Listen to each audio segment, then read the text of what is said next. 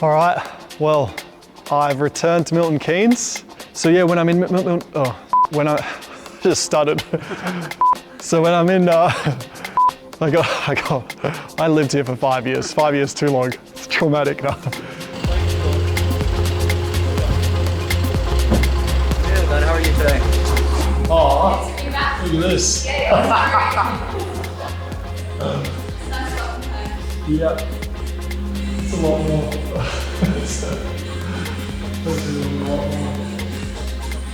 I recognise some of them. So third driver is simulator, yeah, development, test, and I think as well it helps when I go to races. So I'll go to, say, roughly 8 races this year. And it also helps me then hear the feedback from the drivers, and I can then correlate to what I feel in the sim and also then try to help or understand better what the car needs going forwards. So we don't handshake. You know, I get to work as well with Simon on the sim, who was my race engineer 5 years here at the team, so very familiar. Kind of just like get back into the flow of that. And yeah, like obviously my experience, not only in Formula One, but working with Simon, I think there's a lot of trust there. And in terms of like feedback or feelings or ideas, you know, I certainly feel like I'm listened to, and my opinion is respected. So like a sim day, normally say the morning we're doing correlation. So if the last race was Melbourne, it's then going back there, doing like a quali run, trying to feel the car, and then basically see what we could have maybe done with the luxury of more time on that weekend. So try a few more setup things. So say that's some of it's correlation, and then maybe the second half of the day is upcoming races. And it'll be more setup work, development work, maybe some aero scans. So to understand what maybe downforce level to start with. Also for me personally, just keeping my eye in. You know, the sessions I've done so far I've actually really enjoyed, you know. I think as well, because I'm not racing 23 weekends this year, the simulator is actually quite fun for me to get back behind the wheel. It's cool actually, you know, a few things have changed since I was here last, and a lot of familiar faces though, but it's cool trying to learn where the car is now. You know, 4 years on from when I last drove, you know, a Red Bull car. So that's been, it's been fun, but also feels quite familiar. The cameras. Oh, good to see you. Yeah, long time no see. Hey, mate. You okay? Good. Good. How are you? Yeah, is it all going okay? Yeah, solid. Back in the rhythm? Yeah, it's good, mate. Good. Enjoying it. Good. See my helmets? Yeah, you're still there. You're still on there. Awesome. All right. Can I borrow him for 2 minutes while you off?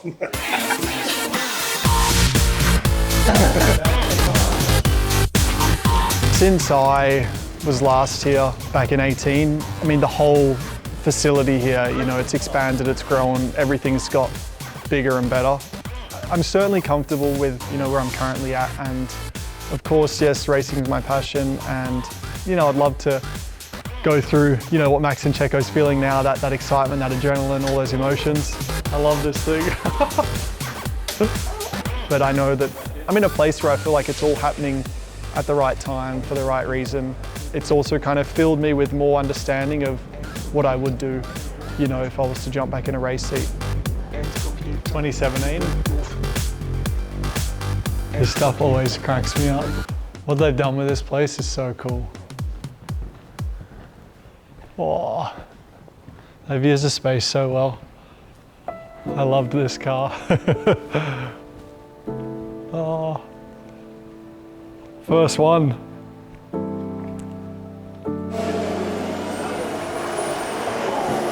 (2014). So this was Montreal, Budapest, and Spa. Yeah, first year with the team. This car changed my career. I remember Canada, I remember everything. Yeah, I remember the briefing after qualifying that night.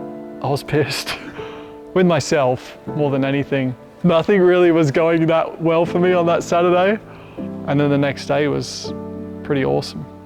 Like all that stuff, all the things that made me upset about the qualifying that day was just because I believed that I belonged further up the front. So it just kind of fueled me for the next day, but it was like a positive anger. It's all well and good saying something and looking at yourself in the mirror and believing it, but you still have to do it to prove it. And crossing the line, it was that. It was like, oh, okay, I can do this, you know, so.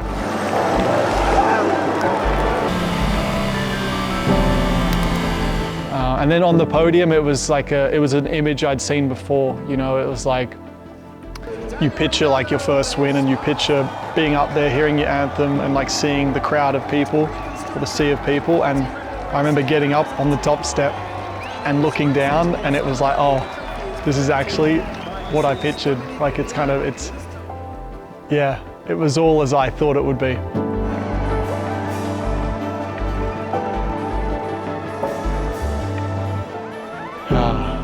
Good times. You know, this was the car that kind of gave me the confidence and reputation of like late braking and some pretty cool moves.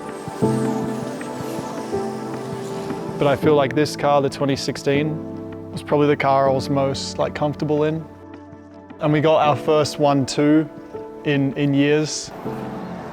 That was in Malaysia. Had a few heartbreaks as well in 16. Nothing you could say could make that any better. But it was, all in all, was a really strong year.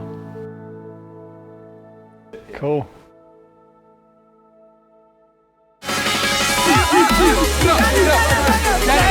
Danny, can I please have a photo, please? The fans were awesome, you know, in Melbourne.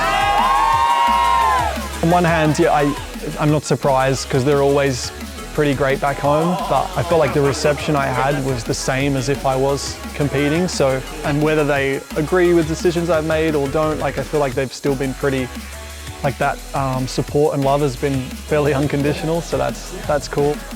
So, I mean, during session, it's just listening in. You know, I've got kind of the luxury of being able to absorb a bit more information because I'm not just focused on driving, but I also can put myself in the seat kind of thing and be like, okay, this is maybe what I'll do now, or okay, he's saying these things with the car, so what would I do? What would I think about maybe changing? And then kind of hear them talk about it, what they're discussing with engineers. Start the P3 debrief. On the medium, I think initially the track was still a bit dirty, and that's why I think also that first lap was a little bit off. Yeah, also learning from the car was the main thing, so I think we got some work to do. If I have a strong opinion, sure, I'll share it, but I also want to respect, let's say, the current setting and let's say system, so to speak, and I'm not trying to tread on anyone's toes, but of course when there's a, let's say, maybe a quiet moment, I'll feed back what I can and try to help.